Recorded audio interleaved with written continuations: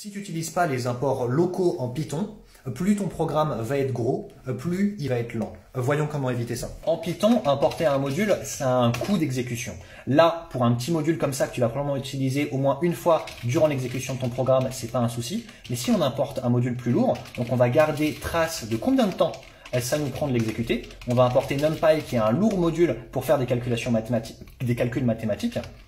Et on va afficher le temps que ça nous prend d'importer tout ça.